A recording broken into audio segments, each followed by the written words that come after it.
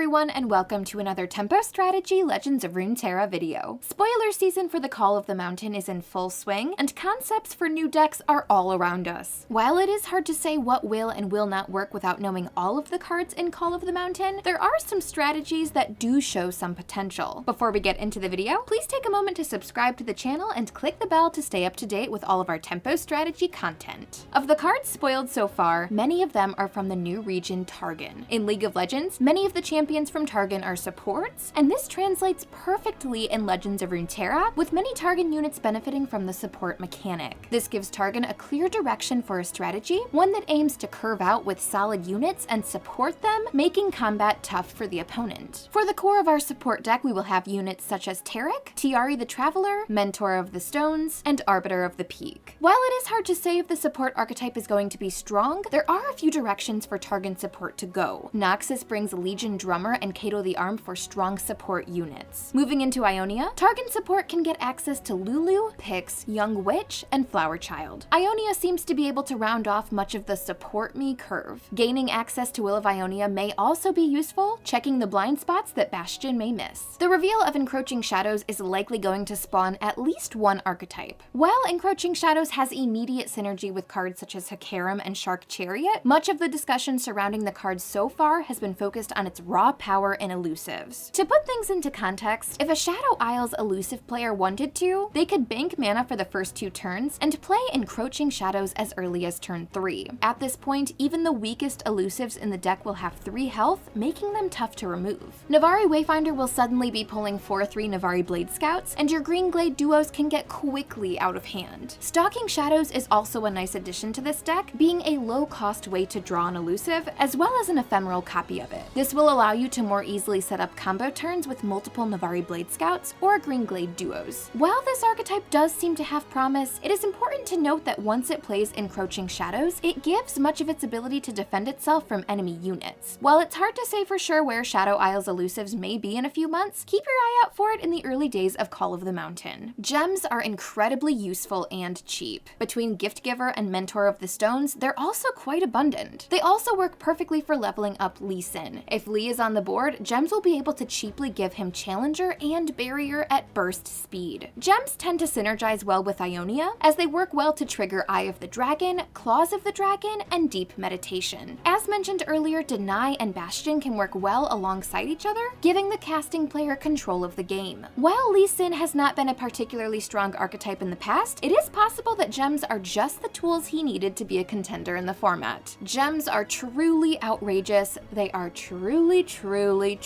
outrageous. Leona, alongside her package of Solari units, make up the core of a mid-range deck that can go in a few directions. This archetype is built around the Daybreak mechanic, which gives a card a bonus if it is the first card played this turn. Leona is a beefy unit that stuns the strongest enemy in play on Daybreak, and once Daybreak has been triggered 4 times, Leona will level up. She can be leveled up on curve and will stun the strongest enemy on every Daybreak trigger. Solari Soldier and Solari Shieldbreaker both get additional stats on the turn they activate Daybreak, setting up for your early Daybreak curve. Robin Daylight Spear is a 5-mana 5/5 who is not only an exceptional wall, he will also Daybreak and create a Daybreak card in hand. If that wasn't enough, as long as Robin is in play, it is always daytime for the player who controls him. The Solari package seems to be a powerful one. The question is which regions pair best with it. Noxus is a strong contender, as Swain alongside the Leviathan provide a powerful endgame for the already stun-based deck. Swain synergizes well with Sunburst, getting halfway leveled up by 1 cast. Another archetype with potential is Nightfall Aggro. Both Nocturne and Diana are solid champions in their own right, and the rest of the archetype seems to have some strong cards. Setting up Nightfall shouldn't be too difficult. The archetype seems to have a handful of low-cost units and spells. Dusk Petal Dust is especially helpful for triggering Nightfall, allowing a player to trigger Nightfall and spend 1 spell mana on a unit. Nightfall seems to have a handful of aggressive tools, from strong buff effects to raw reach. The archetype should be able to level up its champions with ease, letting it reach its endgame consistently. While it is hard to say for sure what Nightfall will look like, it seems to have a reasonably strong aggressive game plan. Call of the Mountain is nearly here. While we still don't know the contents of the expansion entirely, we have a solid idea of what it may look like moving forward. A new expansion is always exciting due to the sheer volume of strategies that could exist, and we only scratched the surface of what strategies Call of the Mountain will bring. What strategies excite you the most from Call of the Mountain? Let us know in the comments below, and if you enjoyed this video, leave a like and make sure to subscribe to the Tempo Strategy YouTube channel. Thanks for watching, and we'll see you next time.